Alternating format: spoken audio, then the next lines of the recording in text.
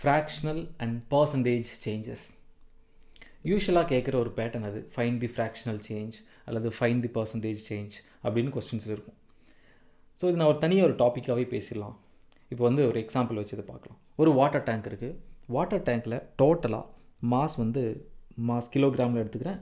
100 kilogram of water இருக்குது டோட்டலாக இனிஷியலாக. ஒரு அவுட்லெட் வழியாக இந்த வாட்டர் வந்து ஃப்ளோ ஆகிட்டே இருக்குது. கொஞ்சம் நேரத்தில் இது எவ்வளோ ஆயிடுச்சுன்னா, வாட்டர் லீக் ஆகுறதுனால 75 kg இருக்குது, கன்வெர்ட் ஆகிடுது. ஸோ இனிஷியலாக 100 kg இருந்துச்சு. ஸோ வாட்டர் ஃப்ளோ ஆகுறதுனால 75 kg ஆயிடுச்சு. கொஸ்டின் என்ன கேட்குறாங்கன்னா, what is the percentage change in the mass of liquid? இந்த லிக்விடோட மாஸில் எவ்வளோ பர்சன்டேஜ் சேஞ்சுன்னு கேட்குறாங்க. ரொம்ப ஈஸியான நம்பராக இருக்கனால நம்ம அதை டேரெக்டாகவே சொல்லிடலாம். 100 கிலோகிராம் அப்படின்னா எவ்வளோ பர்சன்டேஜ்? இனிஷியலாக 100% வச்சுக்கலாமா? ஃபுல்லாக இருந்துச்சு வாட்டர். 75 ஆயிடுச்சு. அப்போ எவ்வளோ டிக்ரீஸ் ஆகிருக்கு? 25 kg டிக்ரீஸ் ஆகிருக்கு. அப்போ எவ்வளோ பர்சன்டேஜ்? 100ல் 75 அப்படிங்கிறது கடைசியில் மாறிடுச்சு அப்படின்னா ஒரு 25 kg போயிடுச்சுன்னா 25% போயிடுச்சுன்னு அர்த்தம், டிக்ரீஸ் ஆயிடுச்சுன்னு.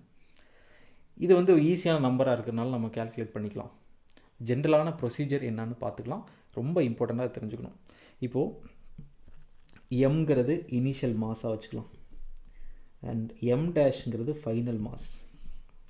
இப்போ நீங்கள் என்ன பண்ணிக்கணும்னா, பர்சன்டேஜ் எவ்வளோன்னு கண்டுபிடிக்கணும். ஜென்ரலான procedure, final mass minus initial mass divided by original mass. ஒரிஜினலில் எவ்வளோ ஃப்ராக்ஷன் கம்மியாக இருக்குன்னு இப்போ கண்டுபிடிக்கணும். ஃபஸ்ட் எவ்வளோ ஃப்ராக்ஷன் அண்ட் இன்டூ 100 பண்ணால் ஃபைனல் ஆன்சர் வந்துடும். அண்ட் இவ்வளோ தான் பர்சன்டேஜ் சேஞ்ச். நம்ம வெரிஃபை பண்ணி பார்க்கலாம் கரெக்டாக வருதானே. எம் டேஷுங்கிறது 75 மைனஸ் இனிஷியல் மாஸ் எவ்வளோ 100 இருந்துச்சு அண்ட் டிவைடட் பை ஒரிஜினலாக இருந்த டோட்டல் மாஸ். அப்போது டோட்டல் மாஸில் எவ்வளோ ஃப்ராக்ஷன் கம்மியாச்சுன்னு எழுதணும். அப்போ 75 மைனஸ் 100 பை 100 இன்டூ 100. இந்த வேல்யூ பாருங்கள், எனக்கு ஃபைனலாக பர்சன்டேஜ் தான் கிடைக்கும். 100 cancel, 75 minus 100 negative quantity, so minus 25%. இது என்னென்னா சைனோட சேர்த்து சொல்லிடும். இங்கிருந்தே கண்டுபிடிச்சிக்கலாம் இன்க்ரீஸ் ஆகுதா டிக்ரீஸ் ஆகுதா. சம்டைம்ஸ் அவங்க பர்சன்டேஜ் கொடுப்பாங்க, நம்ம இந்த வேல்யூ கண்டுபிடிக்கிற மாதிரி வரும். அப்போவும் இதே ஃபார்முலா இதே ப்ராசஸ் யூஸ் பண்ணால் ஃபைனல் ஆன்சர் கிடச்சிரும். சரி, பர்சன்டேஜ் சேஞ்ச் டைரெக்டாக எழுதியாச்சு, கண்டுபிடிச்சிட்டோம் பர்சன்டேஜ். ஸோ ஒரிஜினல் வேல்யூவில் எவ்வளோ பர்சன்டேஜ், அதனால தான் அந்த 100 மல்டிப்ளை பண்ணுறோம். ஸோ எவ்வளோ சேஞ்ச் வருது. இது இன்னும் கொஞ்சம் சிம்பிளாக கூட எழுதிடலாம். பாருங்கள், delta M by M into 100ன்னு எழுதலாம். அப்போது எம் டேஷ் மைனஸ் எம் அப்படிங்கிறத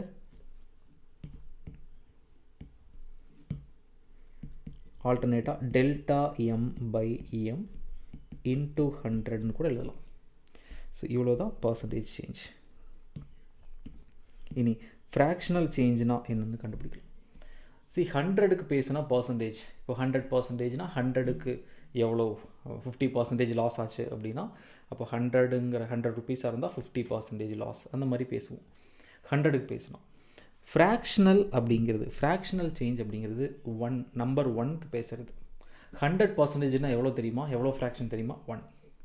50%னா ஃப்ராக்ஷன் 0.5. 25% 0.25. இந்த சிமிலாரிட்டி புரியுதா? அவுட் ஆஃப் 100 நம்ம பேசணும்னா அதுக்கு பேர் பர்சன்டேஜ், அவுட் ஆஃப் 1 பேசினா அதுக்கு பேர் ஃப்ராக்ஷன். இங்கேயே ஒரு சின்ன ஐடியாவை வச்சு நம்ம வெரிஃபை பண்ணி பார்க்கலாம். இந்த எக்ஸாம்பிளை எடுத்துக்கலாம். இந்த எக்ஸாம்பிளில் எவ்வளோ ஃப்ராக்ஷன் 100ல் எவ்வளோ லாஸ் ஆகிருக்குங்கிறத பார்க்கலாம். இதுக்கு என்ன பண்ணணுன்னா ரொம்ப ஈஸி. இது இப்போ கண்டுபிடிக்க போகிறது ஃப்ராக்ஷனல் சேஞ்ச்.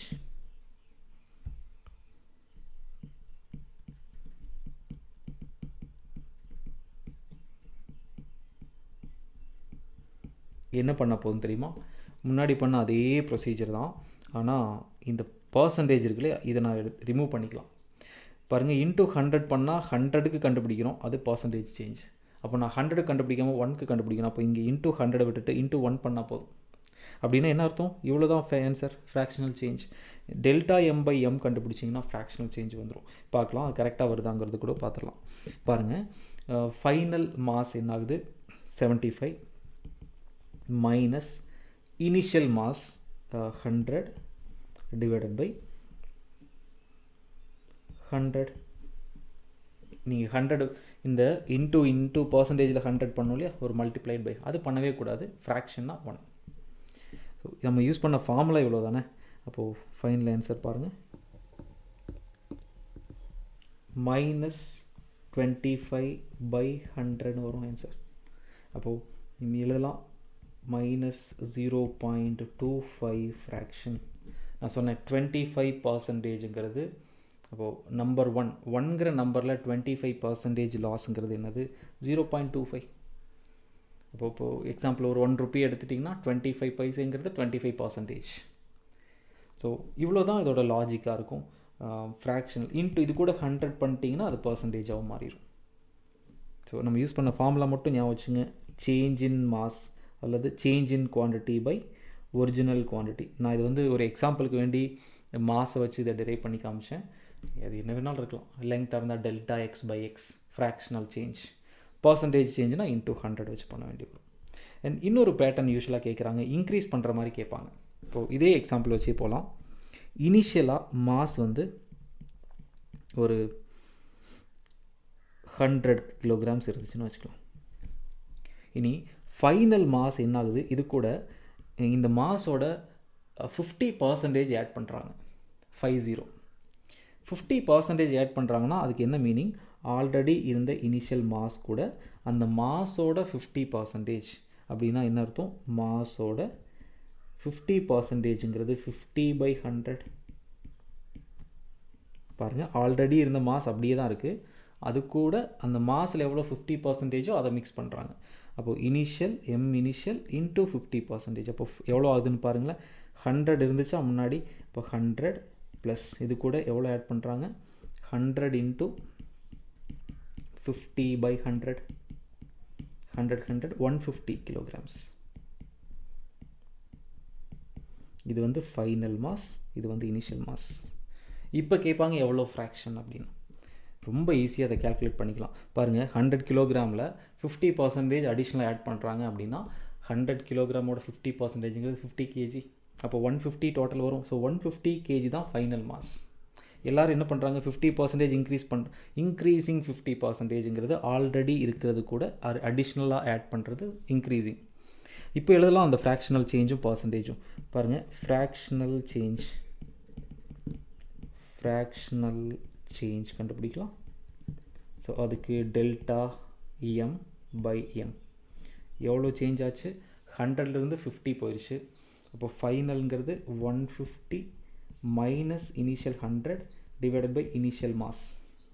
ஆன்சர் வந்து 50/100ன்னு வரும், 1/2. ஸோ 0.5ன்னு ஆன்சர் வரும். அப்போது இவ்வளோ தான் ஃபைனல் ஃப்ராக்ஷனுங்கிறது 0.5. சரி, எவ்வளோ சேஞ்ச் பாருங்கள், ப்ளஸ் வேல்யூ வந்திருக்கு. இப்போ 0.5 இன்க்ரீஸ் ஆகுது அப்படின்னு அர்த்தம். அதே பர்சன்டேஜில் மாற்றிக்கலாம். பர்சன்டேஜ் சேஞ்ச் என்ன பண்ணால் போதும், delta M by M into 100 பண்ணால் போதும். அப்போது டெல்டா எம் பை எம் தானே 0.5.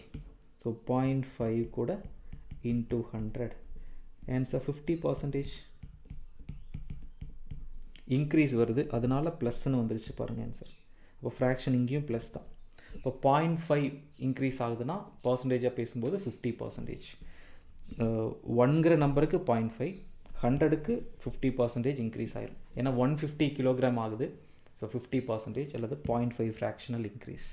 ஸோ இது ஃப்ராக்ஷனல், இது பர்சன்டேஜ் இன்க்ரீஸ். இந்த மாதிரி கொஸ்டின்ஸ் நிறைய வரும். இது ஆப்போசிட்டாகவும் கேட்பாங்க. ஸோ என்ன ஆர்டரில் வேணாலும் கேட்டுக்கலாம். இது ஒரு தனியாக ஒரு டாப்பிக்காக பேசுகிறதுக்கான ரீசன், இதில் நிறைய கன்ஃபியூஷன்ஸ் வந்துடுது. ஸோ படிக்க வேண்டிய ஃபார்முலாங்கிறது ஜென்ரலான 2 விஷயங்கள் மட்டும்தான் இங்கே இருக்குது. பர்சன்டேஜ் சேஞ்ச் அல்லது இந்த ஃபார்முலா படிச்சுக்கலாம், இதுவும் பர்சன்டேஜ் சேஞ்ச் தான்.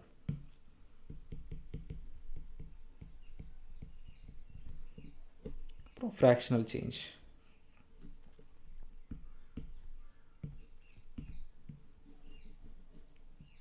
100 எழுதாமல் விட்டால் ஃப்ராக்ஷனல் சேஞ்ச்.